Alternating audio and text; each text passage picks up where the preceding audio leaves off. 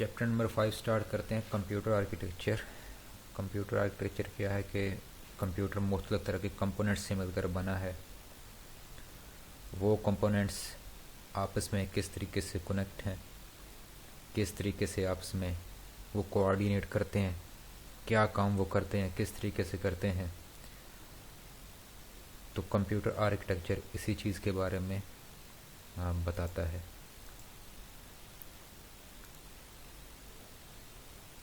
Definition देखते हैं कि वॉन न्यूमैन डिज़ाइन या वॉन न्यूमैन आर्किटेक्चर क्या होता है।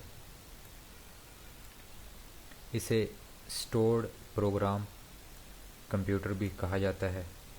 1951 में 1951 में एक साइंटिस्ट वॉन न्यूमैन ने ये एक कॉन्सेप्ट दिया स्टोर्ड प्रोग्राम कंप्यूटर का। तो इस प्रोग्राम के मुताबिक, इस आर्किटेक्चर के मुताबिक ये था कि प्रोग्राम और डेटा एक ही मेमोरी के अंदर मौजूद होंगे। इस डिज़ाइन में ये कहा गया था कि प्रोग्राम और डेटा एक ही मेमोरी में होंगे। प्रोग्राम और डेटा एक ही मेमोरी के अंदर मौजूद है। डेटा तो जिसके ऊपर आपने प्रोसेस करना है। प्रोग्राम क्या होंगी? प्रोग्राम के अंदर क्या होती है? इंस्ट्रक्शंस होती हैं कि कंप्यूटर ने कौन सी इंस्ट्रक्शन परफॉर्म करनी है डेटा के ऊपर। तो ये दोनों चीज़ें, डेटा और इसके ऊपर जो इंस्ट्रक्शन परफॉर्म होंगे, जो प्रोग्राम होंगे, वो एक ही मेमोरी के अंदर मौजूद होंगे। तो आजकल के जो कंप्यूटर हैं, जो मॉडर्न कंप्यूटर हैं, वो वॉन न्यूमैन डिज़ाइन को ही फॉलो करते हैं क्योंकि एक पावरफुल डिज़ाइन है।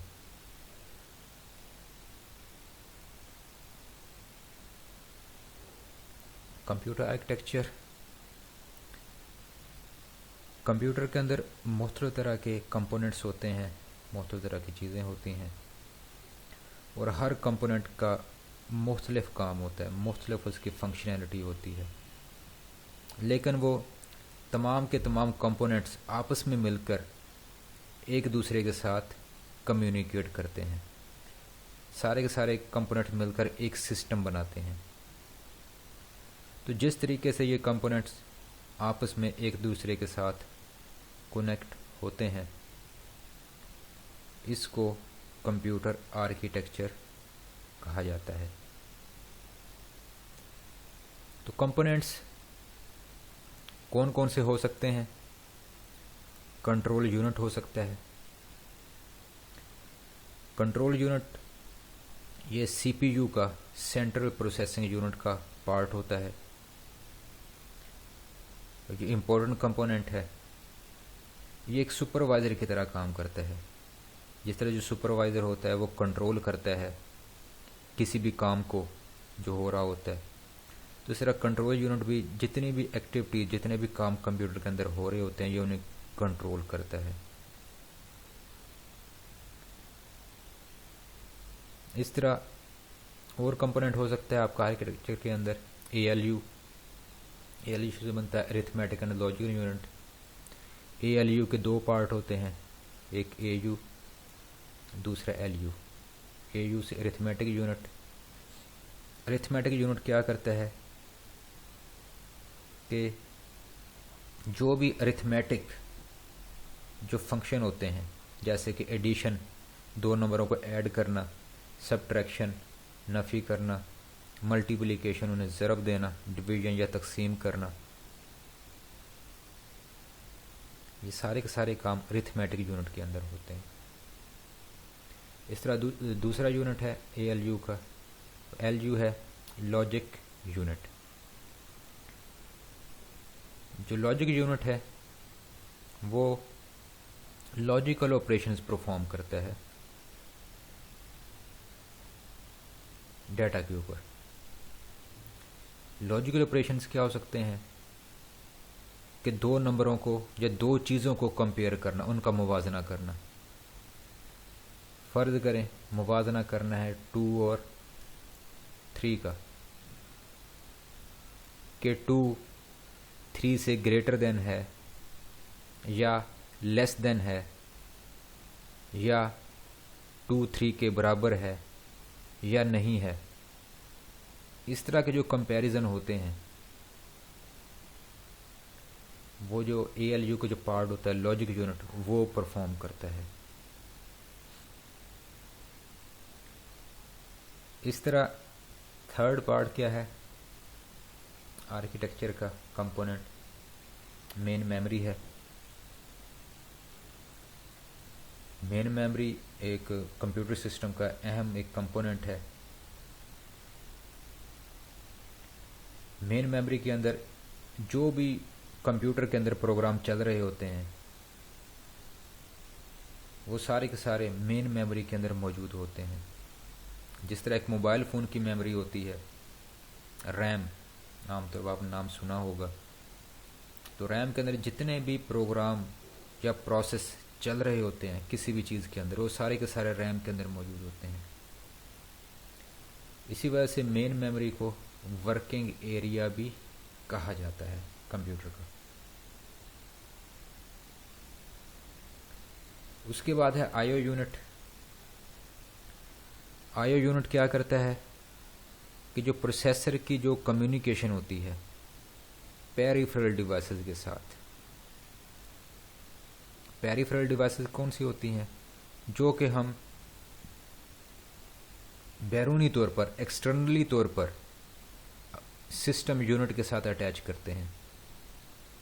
जैसा कि माउस हो गया, हम एक्सटर्नली तौर पर बैरूनी तौर पर अटैच करते हैं। कीबोर्ड हो गया, मॉनिटर हो गया, प्रिंटर वगैरह हो गए। तो ये सारी की सारी चीज़ें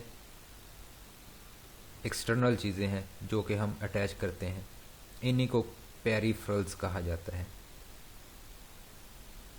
तो आईओ यूनिट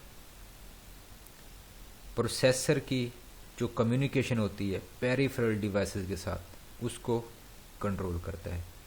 क्योंकि जो प्रोसेसर है सारा काम उसने करना होता है कंप्यूटर के अंदर, तो उसको जब ज़रूरत पड़ती है पेरिफेरल डिवाइसेस के साथ बातचीत करने की, कम्युनिकेट करने की, उनसे रब्ता करने की, तो आईओ यूनिट इसको कंट्रोल करता है। लास्ट में है बस इंटरकनेक्शन। कंप्यूटर के अंदर आपको पता है कि सीपीयू होता है, मेन मेमोरी हो गई, आईओ यूनिट हो गई। मुख्तलिफ तरह के जो कंपोनेंट्स हैं वो आपस में कनेक्ट होते हैं ताकि वो एक दूसरे के साथ डाटा को ट्रांसफ़र कर सकें, एक दूसरे के साथ वो कम्युनिकेट कर सकें, एक दूसरे के साथ वो राब्ता कायम कर सकें। तो जो बस होती है वो मुख्तलिफ कंपोनेंट्स को आपस में कनेक्ट करती है। तो बसों के ज़रिए मुख्तलिफ तरह के कंपोनेंट्स को आपस में कनेक्ट करना, इसे बस इंटरकनेक्शन कहा जाता है। जिस तरह अगर आप पिक्चर में देखें तो आपके ये मेमोरी हो गई, ये सीपीयू हो गया, ये इनपुट आउटपुट डिवाइसेस हो गई, तो ये आपस में मुख्तलिफ तरह की बसेस के साथ आपस में कनेक्टेड हैं। सीपीयू, अभी बात हुई थी कि सीपीयू एक मोस्ट इम्पोर्टेंट कंपोनेंट है। जितना भी कंप्यूटर का काम होता है, जो भी प्रोसेसिंग होती है, जो भी कंप्यूटेशन होती है, वो सारी की सारी सीपीयू के अंदर होती है। तो सीपीयू को कंप्यूटर का ब्रेन या दिमाग भी कहा जाता है। जिस तरह दिमाग का काम क्या है, सोचना, समझना, चीज़ों को हल करना, इसी तरह जो सेंट्रल प्रोसेसिंग यूनिट होता है वो कंप्यूटर का ब्रेन है, वो सारे के सारे यही काम करते हैं।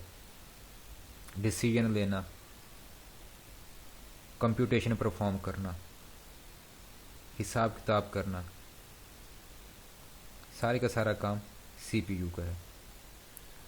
तो कोई भी कंप्यूटर सीपीयू के बगैर काम नहीं कर सकता। सीपीयू मदरबोर्ड के ऊपर लगा होता है, जो आपका मेन सिस्टम बोर्ड होता है सिस्टम यूनिट के अंदर, उसके ऊपर ये सीपीयू लगा होता है। तो सीपीयू के दो पार्ट होते हैं जो अभी बताए थे मैंने प्रीवियस स्लाइड में। एएलयू, जिसमें फर्दर दो पार्ट होते हैं, एयू और एलयू। एयू और एलयू। और दूसरा पार्ट होता है सीयू, सॉरी ये एलयू हो गया, ये सीयू। दूसरा पार्ट होता है सीपीयू का सीयू, कंट्रोल यूनिट, जो कि सुपरवाइजर की तरह काम करता है। जितने भी काम होते हैं उनकी वो सुपरविजन करता है। आज के लेक्चर में इतना ही, कल इससे मज़ीद फिर हम आगे चलेंगे।